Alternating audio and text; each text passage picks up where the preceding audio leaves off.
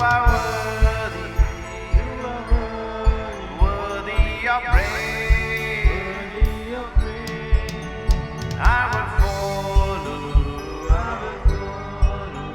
I will listen, I will love you all of my days.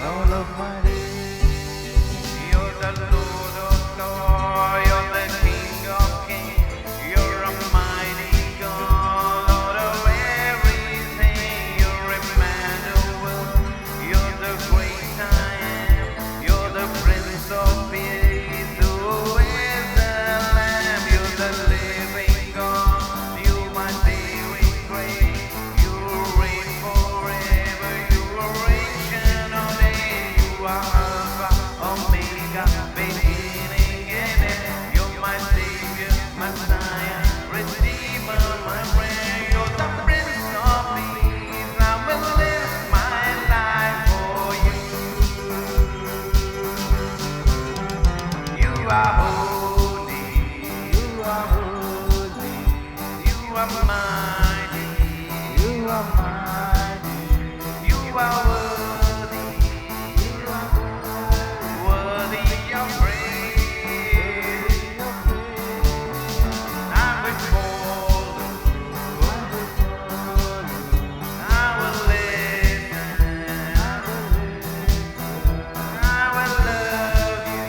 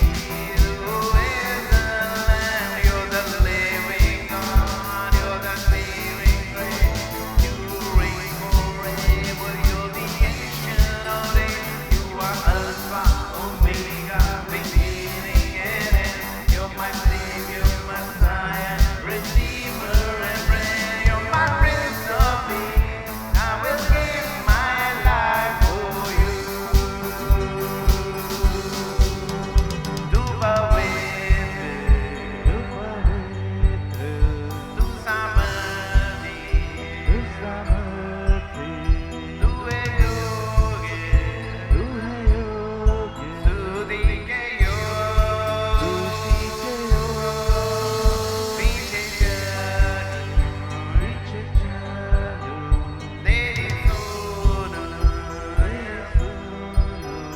Tujhe chahu, Tujhe chahu, Sara jivan, Sara jivan, O Prabhu ka Prabhu hai Maharaja, Tu samadi hai, sabka Prabhu hai, Tu Emmanuel, Manu hai jo, Shakti ka Raja, Jo hai Mega, Tu Zinda hai, Anugrahkari hai, Tera rasta naam Rajit Nero ka hai, Tu hai Alpha Omega, Tu hai Aram, Tu Sara Mandiha, Sahaya Gomed, Tu hai Prabhu, Tere liye jiyunga, Tu hai Alpha Omega, Tu hai Aram, Tu Sara Mandiha,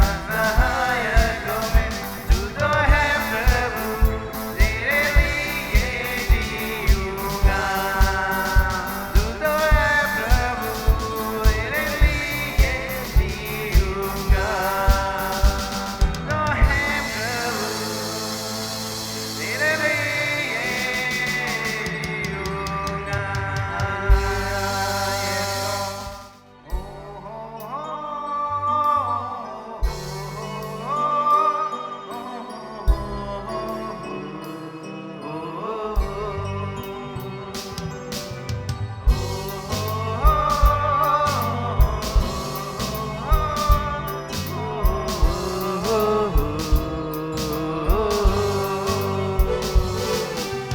चाहे कोई रोके, चाहे कोई टोके, चाहे कोई रोके, चाहे कोई टोके, मैं चलूंगा यीशु के पीछे, मैं चलूंगा यीशु के पीछे, चाहे कोई माने, चाहे न माने, चाहे कोई माने, चाहे न माने, मैं चलूंगा यीशु के पीछे, मैं चलूंगा यीशु के पीछे। ओ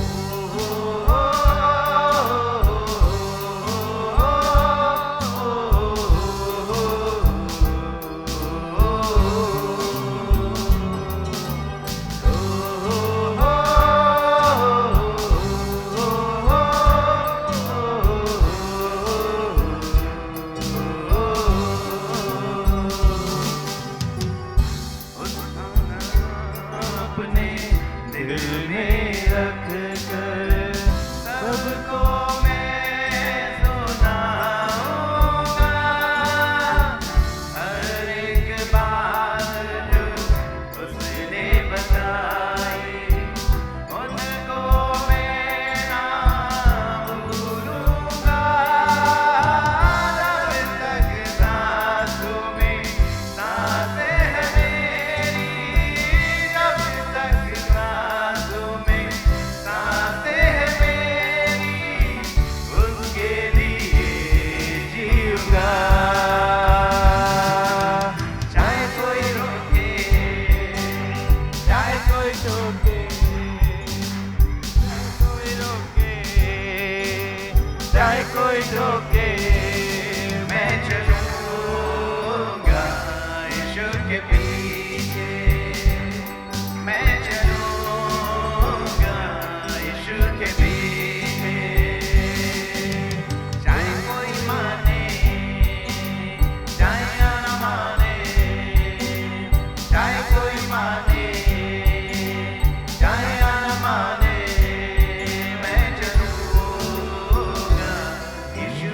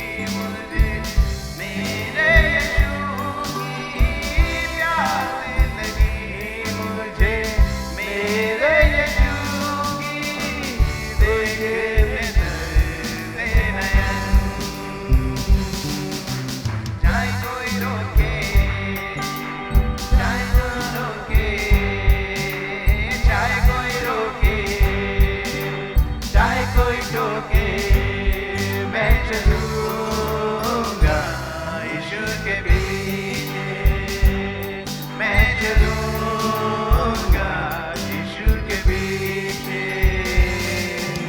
चाहे कोई माने चाहे न माने, चाहे कोई माने चाहे न माने, मैं चलूंगा यीशु के पीछे, मैं चलूंगा यीशु के पीछे।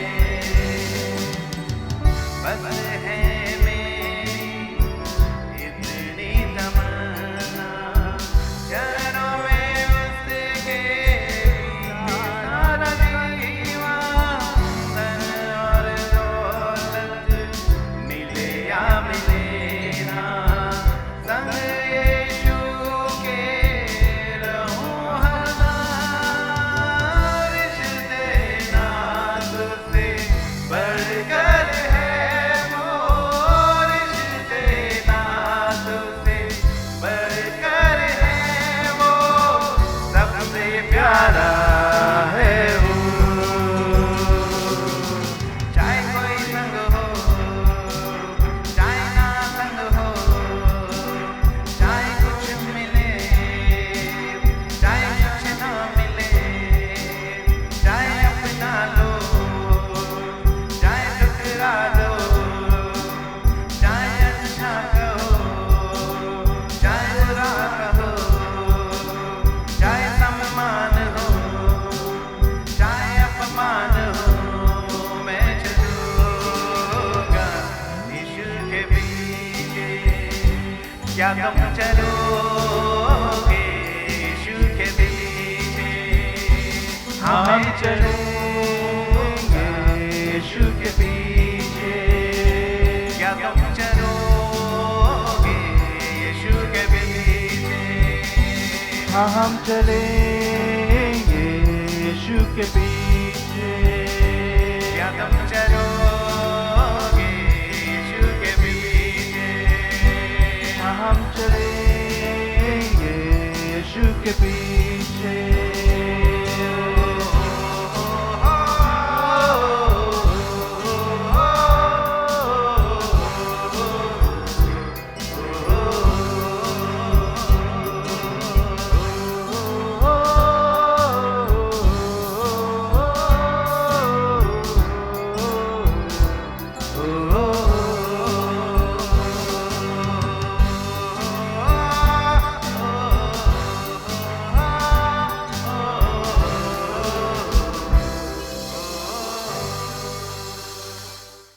हालेलुया।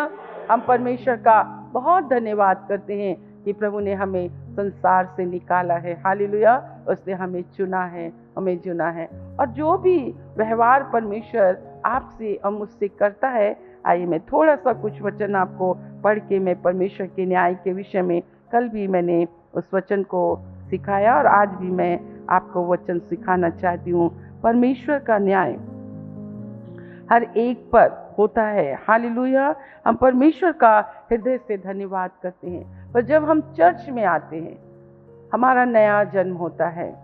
हम 2 बार जन्मे लोग हैं। एक बार अपने शारीरिक माता पिता के द्वारा हम इस संसार में आए। भला हो हमारे माँ बाप का, हम प्रभु का धन्यवाद करते हैं। और उससे भी भला हमारा परमेश्वर है जिसने हमें इस पृथ्वी पर लेकर आया और अपनी युक्ति और योजना में उसने हमें रखा। हालेलुया। आप एक्सीडेंटली यहाँ नहीं हैं। मैं आपसे यूं ही नहीं मिल गई, आप मुझसे यूं ही नहीं मिल गए, आप यहाँ पर यूं ही नहीं बैठे हैं। परमेश्वर ने आपको जगत की उत्पत्ति से वो टीचिंग आपके पास आएगी, आप उसे देखना।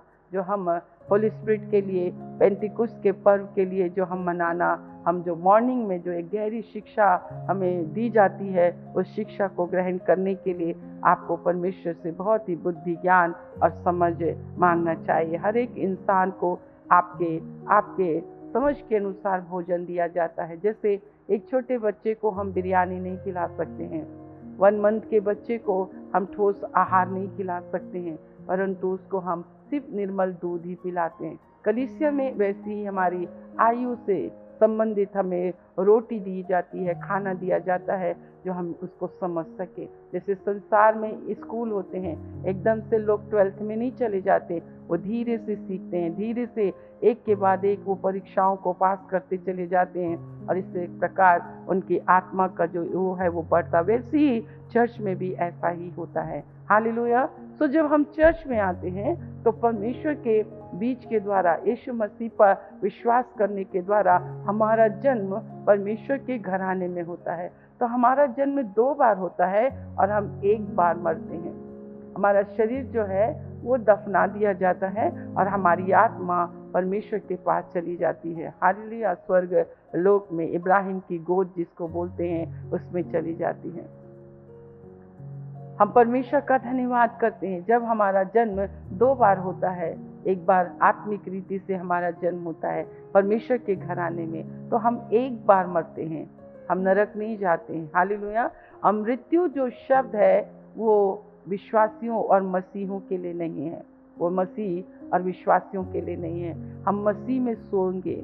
जब हम सोएंगे, इसलिए हमें अच्छे विश्वासी भाई बहनों के लिए, अगर मेरा बच्चा विश्वासी है, वो परमेश्वर का भय मानने वाला है और उसकी आयु परमेश्वर के द्वारा निश्चित कर दी गई और वो इस पृथ्वी से चला गया, तो हम रोते नहीं हैं, हम आनंदित होते हैं कि हम उससे प्रभु में मिलेंगे। पर हाँ, अगर आप अविश्वासी दशा में मरेंगे तो रोने की एक वजह है कि वो आत्मा नाश हो गई, आप उससे कभी मिल नहीं पाएंगे, कभी नहीं मिल पाएंगे। दोनों चीज़ें अलग हैं। तो हम प्रभु का बहुत धन्यवाद करते हैं कि उसने कहा कि मैं तुम्हें 2 दिन के बाद जिलाऊंगा और तीसरे दिन मैं तुम्हें उठा के खड़ा करूंगा।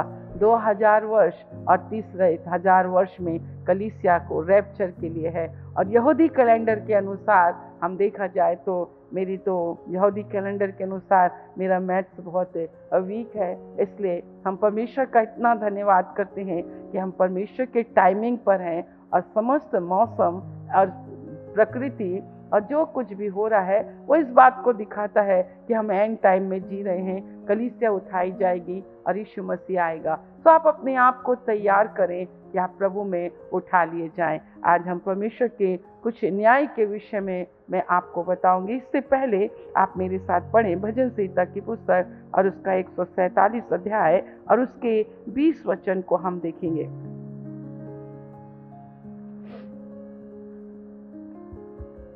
भजन संहिता 147 उसका 20।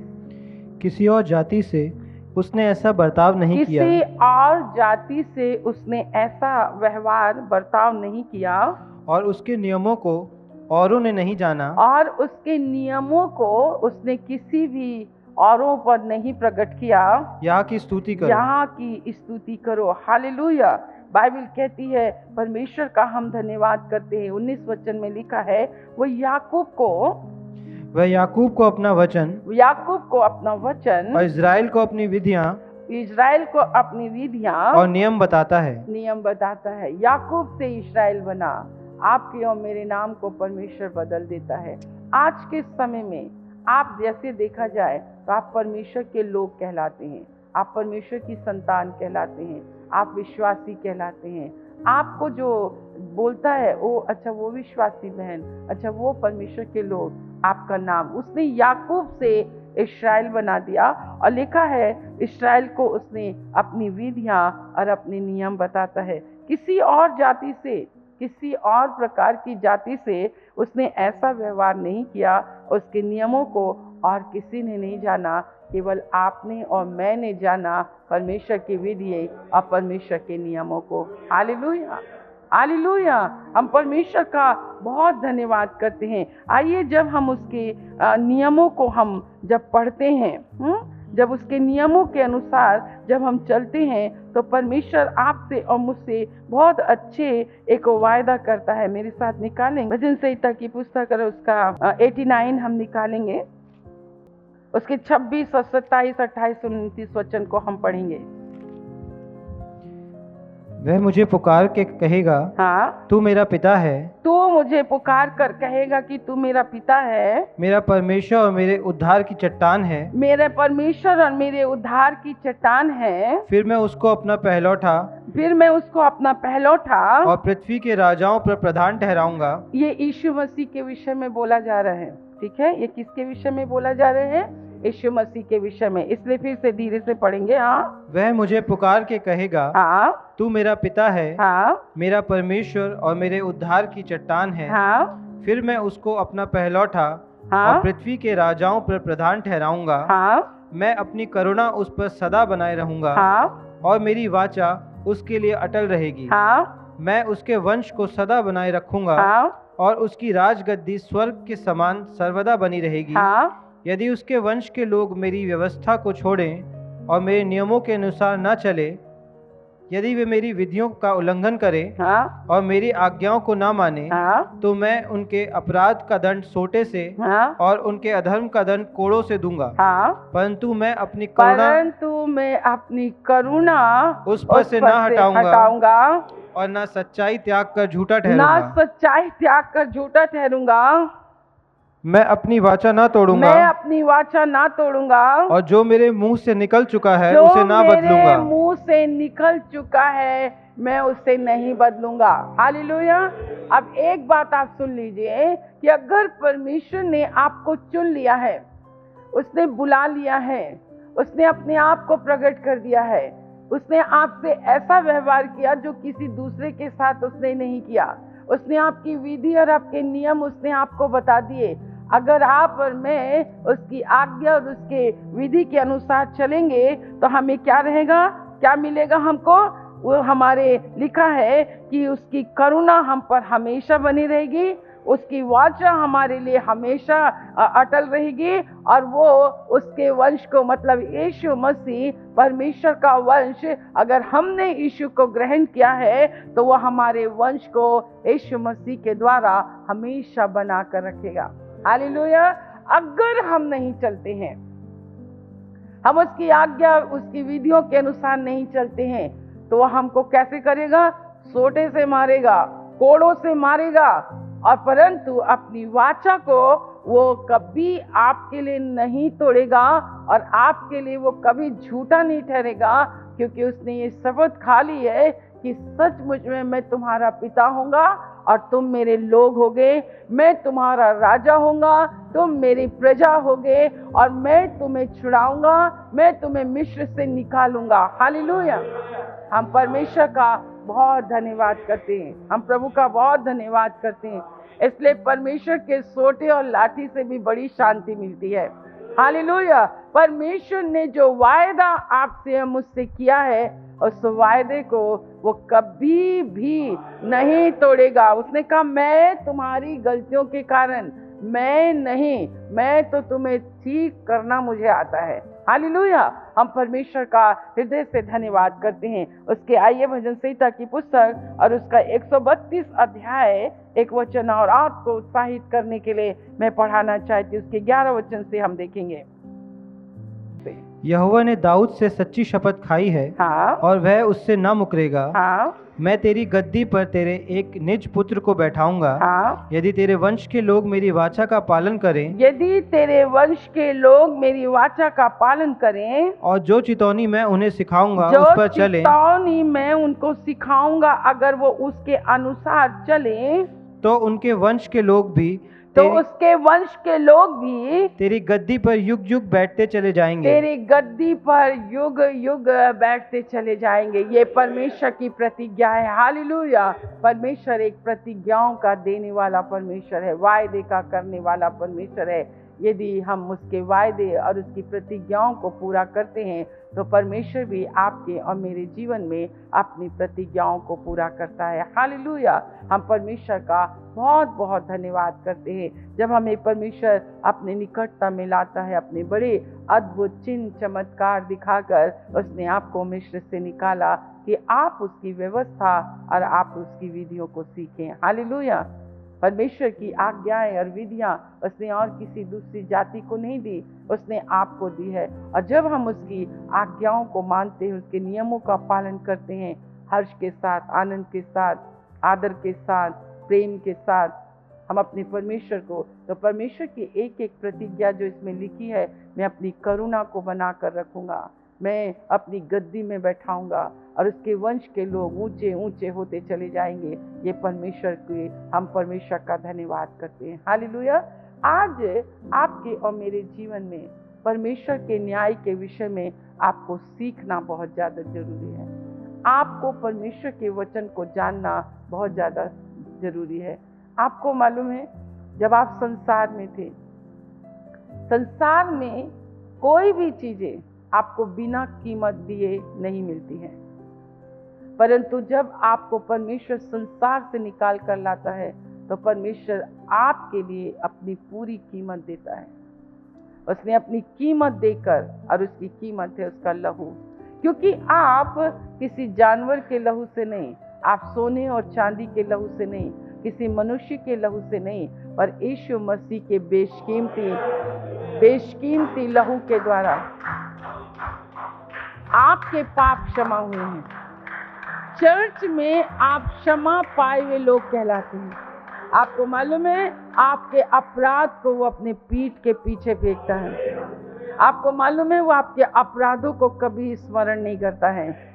आप क्षमा पाए हुए लोग होते हैं। अब परमेश्वर आपको क्षमा करता है। परमेश्वर आपको ये अधिकार देता है कि तुम मेरे पुत्र और पुत्रियां, और उसकी कीमत है यीशु मसीह का लहू। ना सोने से, ना चांदी से हमारा छुटकारा हुआ, ना लहू से, बकरों के लहू से, ना मेढ़ों के लहू से हमारा छुटकारा हुआ। हमारा छुटकारा बेशकीमती, निर्दोष, निष्कलंक परमेश्वर के मेमने के लहू के द्वारा आपका और मेरा छुटकारा हुआ। हाँ, हालेलुया। बाइबल स्टडी में हम कलीसिया के विषय में लोगों को सिखा रहे हैं। आप YouTube में आप देखिए और उसको आप सीखिए। हालेलुया। हम प्रभु का बहुत धन्यवाद करते हैं, बहुत धन्यवाद करते हैं। आइए हम एक वचन और निकाल कर पढ़ें। हबक्कूक की पुस्तक 3 अध्याय, पेज नंबर 1089। हबक्कूक उसका 3 अध्याय और उसके 17 वचन से। और इस वचन के अनुसार मैं आपको एक स्टोरी बताऊंगी। आप अपने आप को उस बहन के आगे रखना और उससे तुलना करना। अगर आपने उसे सुना है तो कोई बात नहीं, आप 1000 बार सुनिए, पर आप कहना, प्रभु जी, मेरे आनंद का कारण कोई चीज ना होने पाए, परंतु मेरे आनंद का कारण परमेश्वर होने पाए, प्रभु होने पाए। कई बार हम चर्च में इस स्त्री की तरह हम रहते हैं। आइए पहले इस वचन को पढ़ें। क्योंकि चाहे अंजीर के वृक्षों में फूल न लगे और ना दाखलताओं में फल लगे, जलपाई के वृक्ष से केवल धोखा पाया जाए और खेतों में अन्न न उपजे, भेड़शालाओं में भेड़ बकरियां ना रहें और ना थानों में गाय बैल हो, तो भी मैं यहोवा के कारण आनंदित और मगन रहूंगा। हम आशीषों के कारण आनंदित ना रहें, पर हम यहोवा के कारण आनंदित रहें। हालेलुया। हमें यहोवा के कारण आनंदित होना है और मगन होना है, और अपने उद्धारकर्ता परमेश्वर के द्वारा अति प्रसन्न रहूंगा। मैं अपने उद्धारकर्ता परमेश्वर के द्वारा अति प्रसन्न होऊंगा। यहाँ पे अंजीर के वृक्षों में फूल लगे या ना लगे, चाहे हम चंगे हो या ना हो, हमारी इच्छा लालसा पूरी हो या ना हो, हमें संतान मिले या ना मिले, हमारा बिजनेस सफल हो या ना हो, हमारे वृक्ष में फल लगे या ना लगे, सब तरफ से हमें धोखा ही मिले, हमारे खेत उपज ही ना मिले, चाहे हम चर्च आ रहे हैं, हमें किसी प्रकार की कोई बातें नहीं दिख रही है, कोई आत्मिक उन्नति नहीं दिख रही है, कुछ नहीं दिख रहा है, तो भी मैं यहोवा ही के कारण मैं आनंदित रहूंगा। अपने उद्धारकर्ता परमेश्वर के द्वारा मैं अति प्रसन्न रहूंगा। यहोवा परमेश्वर मेरा बलमूल है, मेरे पाँव को हिरनियों के समान बना देता है, वह मुझको ऊंचे स्थान पर चलाता है। हालेलुया। हम परमेश्वर का बहुत धन्यवाद करते हैं। आप बैठेंगे। एक बहन थी, उसकी एक भैंस गुम गई, तो किसी ने उसको रास्ता दिखाया, उसने देखा सब जगह उसे नहीं मिला, तो उसने कहा, अरे यहाँ पर एक प्रभु के दास रहते हैं, वो प्रार्थना करते हैं, और वो प्रार्थना करते, तुम जाओ, वो तुम्हारी भैंस मिल जाएगी। और उसने सुना, अच्छा है, कई बार आपको कोई प्रभु का मार्ग दिखाता है तो आप चले आते हैं। और जब वो प्रभु के दास के पास आई, प्रभु के दास ने उसके लिए प्रार्थना की, तो उसके बाद वो कहती है कि मैं अपने घर तक भी नहीं पहुंची थी कि उसकी भैंस मिल गई। उसने इतने बड़े इस आश्चर्य कर्म को देखकर वो चर्च आने लग गई, और चर्च में इतनी एक्टिव हो गई वो कि सुबह शाम रात दिन जब भी चर्च में फंक्शन होता, कोई होता, बाइबल स्टडी होती, हर संडे वो आने लगी, हर बार वो आने लगी और सब बढ़ चढ़ कर वो सब चीज़ों में भाग लेने लगी। 3 3.5 वर्ष तक वो ऐसा ही करती रही। जो कुछ मांगती उसको मिलता, जो कुछ मांगती उसको मिलता और बड़ी आनंदित होकर सब काम करती, बहुत एक्टिव होती। पर एक दिन ऐसा हुआ कि उसकी भैंस फिर घूम गई और उसने परमेश्वर के दास से प्रार्थना करने के लिए कहा। प्रभु के दास ने प्रार्थना की, परंतु वो भैंस बहुत दिन हो गया वापस ही नहीं आई। जब उसने देखा कि उसकी भैंस वापस नहीं आई, उसने चर्च छोड़ दिया। उसका जो है, उसने पासबान के लिए शब्द कहे कि अब इस पासबान की प्रार्थना प्रभु नहीं सुनता, अब इनके अंदर कोई अभिषेक नहीं रह गया, अब इनके अंदर कोई पावर नहीं रह गया। 3.5 साल के बाद उसने चर्च छोड़ दिया। आपको मालूम है ऐसा उसके साथ क्यों हुआ? क्योंकि उसने परमेश्वर से कभी प्रेम नहीं किया। उसने परमेश्वर से प्रेम नहीं किया। कई लोग परमेश्वर से प्रेम नहीं करते, इसलिए वो मुरझा जाते हैं, इसलिए उनका जो है उनका मन नहीं करता है, क्योंकि वो ये चीज़ों को सिर्फ उनको परमेश्वर से लेना उनको अच्छा लगता है। वो सिर्फ अपने परमेश्वर से डिमांड करते रहते हैं, वो अपने परमेश्वर से मांगते रहते हैं। परंतु मेरे प्रियो, बाइबल इस बात को कहती है कि चाहे वृक्ष में फल लगे या ना लगे, मेरे खेत में फसल हो या ना हो, हमारे आनंद का विषय ना मेरा घर है, ना मेरे बच्चे हैं, ना मेरे बच्चे की नौकरी है, ना मेरे बच्चे की शादी है, ना तो नाती है, ना तो पोते हैं, ना मेरा बैंक बैलेंस है। ये सब चीज़ें हमें आनंदित नहीं करती हैं। हमारे आनंद का विषय हमारा परमेश्वर यहोवा होना चाहिए। हालेलुया! हमारा परमेश्वर होना चाहिए, हमारा परमेश्वर होना चाहिए। हालेलुया! आइए थिस्सलुनीयों की पुस्तक में आपको मैं कुछ बातें मैं आपको बताना चाहती हूँ कि क्यों परमेश्वर ने आपको यहाँ लाया है। परमेश्वर के वचन को हमें सीखना और समझना बहुत ज़्यादा जरूरी है। संसार की आशीषें आपके जीवन में आपको आत्मिक आशीषों की आवश्यकता है। हालेलुया! परमेश्वर का वचन कहता है, तुम पहले मेरे राज्य मेरे धर्म को खोजो तो सारी वस्तुएं तुम्हें मिल जाएंगी। हालेलुया! वस्तुओं को प्राप्त करने के लिए आपको और मुझको परमेश्वर के पास नहीं आना है, परंतु हमें परमेश्वर की उपस्थिति को के भरने के लिए परमेश्वर के पास आना है। जब हम परमेश्वर की उपस्थिति से भरे रहते हैं, आपको मालूम है बंजर भूमि भी फसल उगा देती है। जब हम परमेश्वर की उपस्थिति से भरे रहते हैं, हम जिस काम में हाथ लगाते हैं, हमारा परमेश्वर उस काम में हमें सफलता देता है। हमारे काम को वो पूरा करता है। वो हमारा हाथ बन जाता है, वो हमारी बुद्धि बन जाता है, वो हमारी समझ बन जाता है। हम परमेश्वर से छोड़ के, यूहन्ना 15:7 कहता है कि हम परमेश्वर से हटकर हम कभी कुछ नहीं कर सकते हैं, कभी भी कुछ नहीं कर सकते। तो जब आप इस अंतिम समय में जी रहे हैं, यहाँ पर परमेश्वर का जो दास है पौलुस थिस्सलुनीयों की कलीसिया को ये सिखा रहा है। पौलुस ये बताता है कि यीशु मसीह के इस पुस्तक को लिखने का ये है कि यीशु मसीह के आगमन से पहले दुष्टता और बुराई जो है चरम सीमा पर हो जाएगी, और आप सब देख रहे हैं। हमने एक बड़ी उम्र है ना, हमने भी अपनी लाइफ में एक ऐसी उम्र हम गुजर गए और हम जानते हैं यीशु मसीह के आगमन से पहले दुष्टता और बुराई एक अपनी चरम सीमा पर होगी। और आपको मालूम है क्या होगा? एक रहस्यमय शासक जो है इस पूरी दुनिया को अपनी अधीनता में कर लेगा। ये भविष्यवाणी है। आज का वचन इस 10वें महीने में, आज की गहन रात्रि में आप मन फिराना और अपने दिल और आत्मा को प्रभु के हाथों में सौंपना, क्योंकि जो 2 बार जन्म लेते हैं वह 1 बार मरता है। हालेलुया! हाय अगर हम इस रहस्यमय शासक की अधीनता में हम चले गए, तो हमें ऐसों की अधीनता, इसे पाप का पुरुष कहा गया है, इसे विनाश का पुरुष कहा गया है। हमें विनाश के पुरुष से नहीं, हमारी सगाई तो तेजोमय परमेश्वर के साथ में हुई है। हालेलुया! हालेलुया! परमेश्वर कहता है ये सिर्फ यीशु मसीह का विरोध करेगा। अब कई बार अगर आपके जीवन में विरोध की आत्मा काम करती है तो आप समझ जाइए कहीं ना कहीं ये आत्मा आपको उभार रही है। तो अपने परमेश्वर की अधीनता में रहे। यहाँ पर पौलुस इस बात को बल देता है, चाहे कितने भी दुख और कष्ट मसीह पर विश्वास करने के कारण आपके और मेरे जीवन में आए, आपको और मुझको विश्वास में मजबूत होना है, दृढ़ होना है। इस स्त्री के समान नहीं, इस स्त्री के समान नहीं।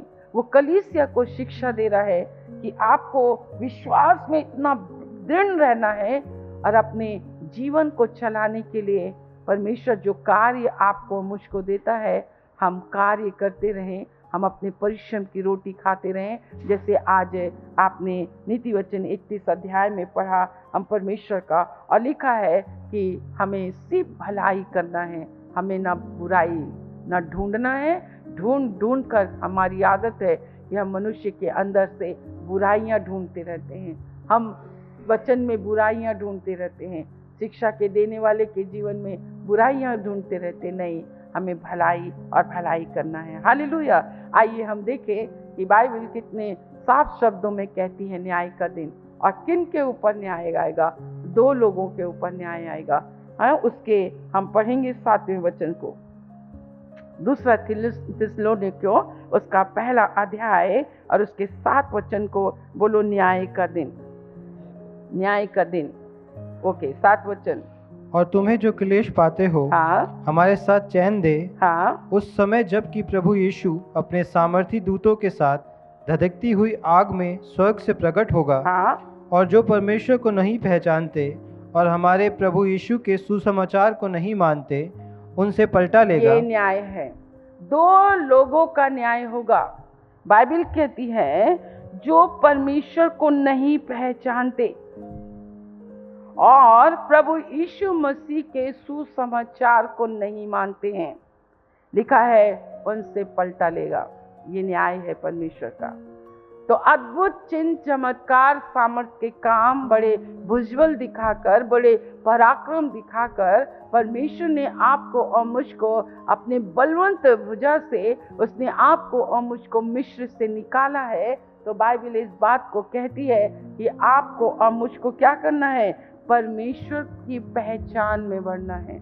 इसलिए यूहन्ना 17:3 कहता है परमेश्वर को जानना अनंत जीवन है, शाश्वत जीवन है।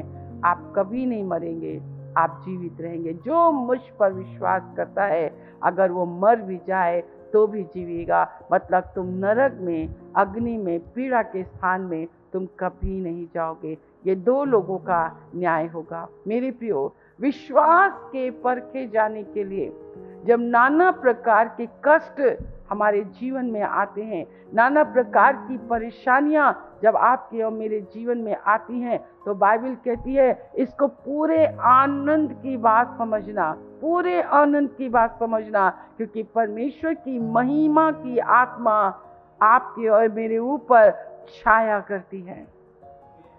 परमेश्वर की महिमा की आत्मा आपके और मेरे ऊपर छाया करती है कि मेरा और आपका परमेश्वर आपको और मुझको विश्वास में मजबूत करता है।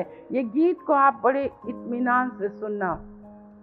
यहाँ सफाई करते करते यहाँ बहुत से गीत बजते हैं और मैं बहुत ध्यान से सुनती हूँ, मैं बहुत ध्यान से सुनती हूँ। अब मैं कहती हूँ yes Lord, yes Lord, yes Lord, yes Lord.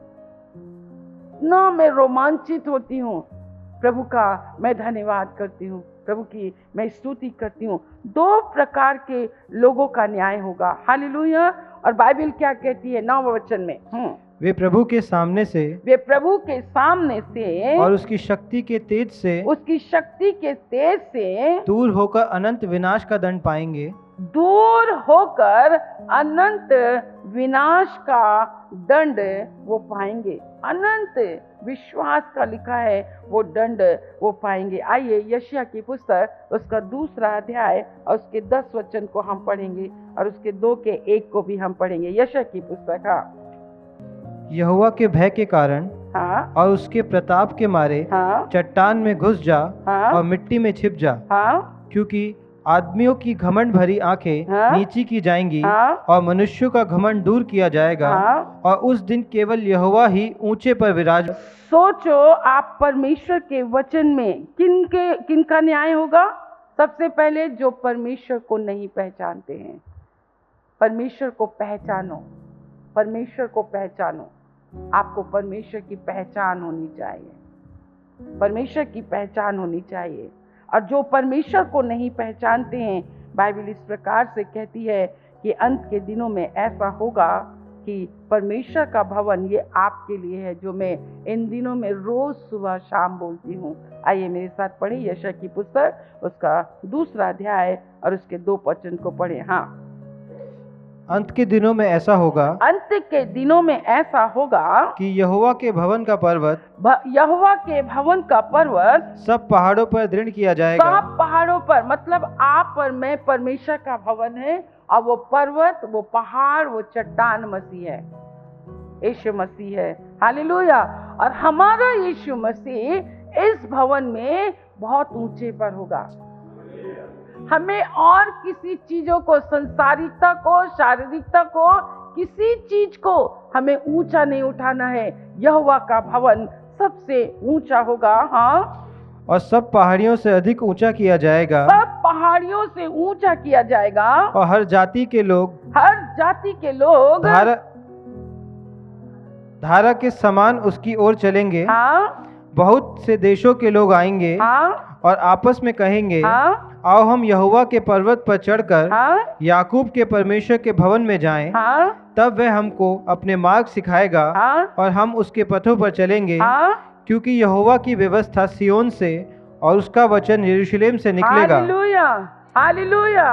परमेश्वर का, जो परमेश्वर को पहचानते हैं उनका नहीं, परंतु जो परमेश्वर को नहीं पहचानते हैं, नहीं पहचानते हैं, परमेश्वर उनका न्याय करेगा कि जब प्रभु के सामने से और उसकी शक्ति के तेज से दूर होकर वो अनंत विनाश का दंड पाएंगे। बाइबल इस बात को कहती है कि यहोवा का व्यवस्था, यहोवा का वचन सिय्योन से निकलेगा, यरूशलेम से निकलेगा, और क्या करेगा? 4था वचन, वो जाति जाति का न्याय करेगा, देश देश के लोगों के झगड़ों को मिटाएगा।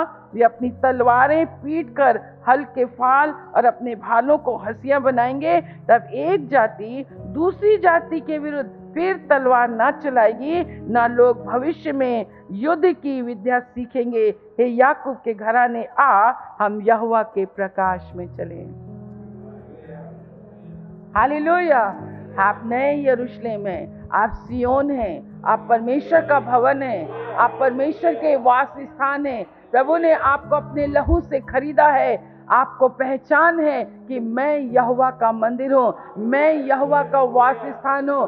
परमेश्वर का भवन आप हैं, उसके अंदर जो मसीह चट्टान है वो भवन सबसे ऊंचा होगा। ओ बाइबल कहती है, आओ हम यहोवा के प्रकाश में चलें, आओ हम परमेश्वर के प्रकाश में चले, क्योंकि परमेश्वर आपका और मेरा न्याय करने वाला है। परंतु किसका न्याय होगा? 10 वचन कहता है, यहोवा के भय के कारण और उसके प्रताप के मारे चट्टान में घुस जा, मिट्टी में छिप जा, क्योंकि आदमियों की घमंड भरी आंखें नीचे की जाएंगी और मनुष्यों का घमंड दूर किया जाएगा, और उस दिन केवल यहोवा ही ऊंचे पर विराजमान होगा। क्योंकि सेनाओं के यहोवा का दिन सब घमंडियों, ऊंची गर्दन वालों पर और उन्नति से फूलने वालों पर आएगा, और वे झुकाए जाएंगे। ये न्याय है।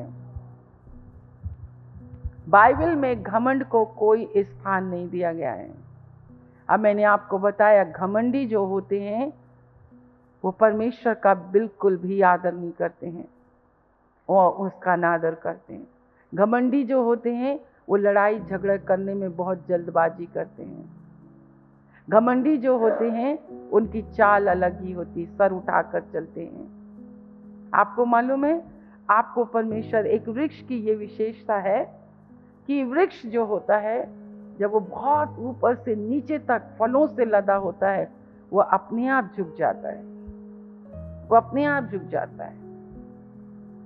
खूबसूरती वो नहीं है जो अपनी खूबसूरती से घमंड दिखा रहे हैं। बुद्धिमान वो नहीं कि अपनी बुद्धि की चर्चा कर रहे हैं और आपकी बुद्धि से किसी को नहीं, वो अपनी बुद्धि पर वो घमंड कर रहे हैं। धन दौलत किसी भी प्रकार का लिखा है, जितने ऊंची गर्दन करके चलते हैं। नहीं, आप अगर बहुत अच्छे हैं, प्रभु ने आपको बुद्धि दी है, ज्ञान दिया है, धन दिया है, दौलत दिया है, खूबसूरती दी है, सब कुछ प्रभु ने दिया है, सब कुछ प्रभु का है। हमें घमंड नहीं करना है। वो लिखा है न्याय